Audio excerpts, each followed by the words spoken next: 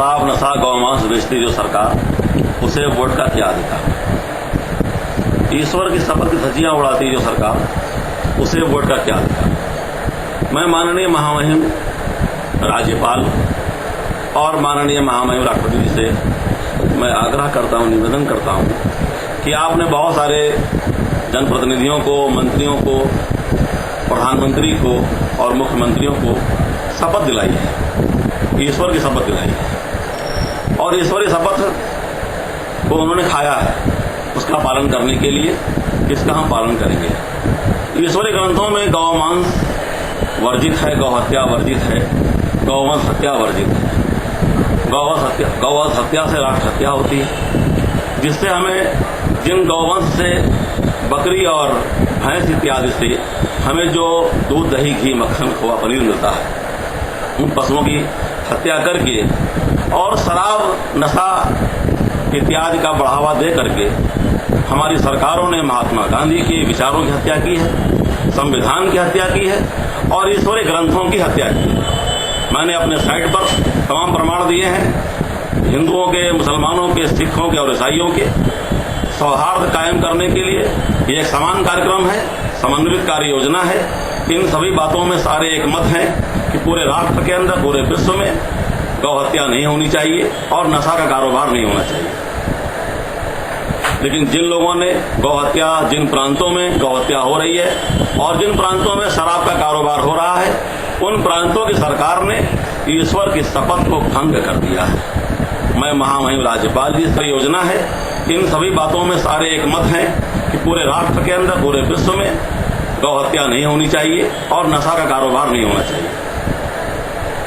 लेकिन जिन लोगों ने गौ हत्या, जिन प्रांतों में गौ हत्या हो रही है और जिन प्रांतों में शराब का कारोबार हो रहा है, उन प्रांतों की सरकार ने ईश्वर की शपथ को भंग कर दिया है। मैं महामहिम राज्यपाल जी से और माननीय राष्ट्रपति जी से मैं निवेदन करना चाहूंगा कि जिन लोगों ने, जिनकी सरकारों ने ईश्वर की शपथ को भंग कर दिया है, क्या तत्काल प्रभाव से उनकी सरकारों को भंग करके महामहिम जी भी अपनी शपथ की रक्षा करेंगे?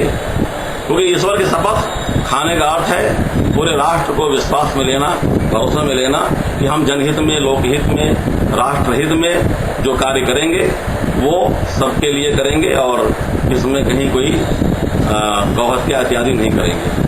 तो इसका उल्लंघन किया गया है। तत्काल प्रभाव से संबंधित सरकारों को भंग किया जाए अथवा तत्काल प्रभाव से गौ हत्या रोकी जाए और शराब का, नशा का कारोबार बंद किया जाए।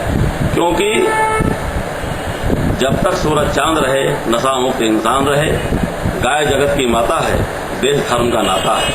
आस्थाओं का प्रश्न है, इस मामले में सारे मजहब एक मत हैं और जो भी मजहब शराब और गौमांस हत्या, गौ हत्या कराने वाली सरकारों को वोट दे रहे हैं, वह एक प्रकार से उनके गुनाहों में भागीदार बन रहे हैं और दोजख, नरक में जाने के गुनाहगार बन रहे हैं। हम उनको वोट भी दें और बदले में दोजख में जाएं, नरक में जाएं, विशेष दुख और दुख की सामग्री को प्राप्त करें, यह तो महामूर्खता की बात होगी।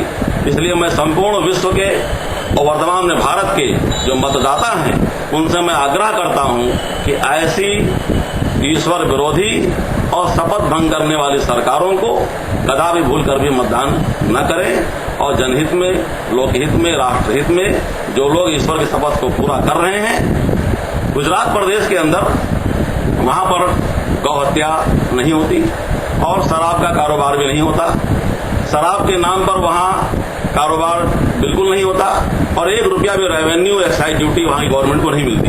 फिर भी वहां पर रेवेन्यू की कोई प्रॉब्लम नहीं है। पूरे देश के अंदर जो है वह एक उदाहरण बन गया है और लोग उसको पसंद कर रहे हैं। और मैं चाहूंगा कि पूरे राष्ट्र के अंदर महात्मा गांधी जी का सम्मान किया जाए और पूरे देश के अंदर, पूरे विश्व के अंदर इन महापुरुषों का सम्मान किया जाए। हम लोग अहिंसा के पुजारी हैं, अहिंसा परमो धर्मा, और गौ हत्या हिंसा है, पशुओं की हत्या हिंसा है। महात्मा बुद्ध और महात्मा गांधी, महर्षि दयानंद सरस्वती जैसे, महावीर स्वामी जैसे इस देश के अंदर इस प्रकार की हत्याएं यह हमारे धर्म के ऊपर, हमारी आस्थाओं के ऊपर, हमारे राष्ट्र के ऊपर हमला है। कहते हैं कहो कुपोषण भारत छोड़ो। क्या दुधारू पशुओं की हत्या करवा करके और शराब नशा का कारोबार करके क्या कुपोषण को भगा सकते हैं? कुपोषण को भगाने के लिए दुधारू पशुओं की रक्षा करनी पड़ेगी और जो है नशा का कारोबार बंद करना पड़ेगा। तभी इस देश के अंदर अपराध, दुर्घटनाएं, बीमारियां, बलात्कार, ये सब जो अपराधों की जड़ है, नशा, ये सब जड़ है। सरकार इनको स्वयं ठेका, कोटा, परमिट, लाइसेंस, नीलामी दे रही है।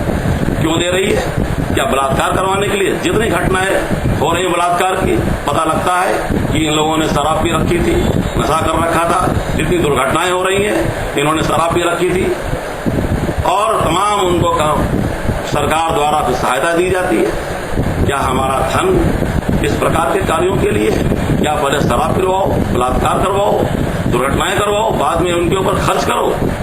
चिकित्सा के ऊपर और अपराधों के ऊपर कितना धन खर्च किया जा रहा है। और ये तमाम चिकित्सा तो इसलिए की जा रही है कि लोगों ने नशा कर करके अपने अंदर तमाम रोग पाल लिए हैं और बाद में हमारे टैक्सों को उनकी चिकित्सा पर खर्च किया जाता है। अपराधों को रोकने थामने में उन टैक्सों को खर्च किया जाता है। ये उचित नहीं है। इसलिए तत्काल प्रभाव से शपथ की रक्षा हो और संविधान का पालन हो, इसी में राष्ट्र का विकास होगा और देश का विकास होगा।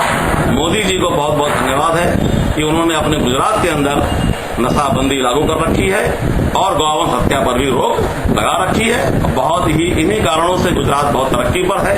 पूरे राष्ट्र के अंदर महात्मा गांधी जी का और संविधान का सम्मान होना चाहिए और जिन लोगों ने उल्लंघन किया है, शपथ को भंग किया है, उनकी सरकार को तत्काल प्रभाव से भंग किया जाना चाहिए, ऐसी मेरी इच्छा है। धन्यवाद।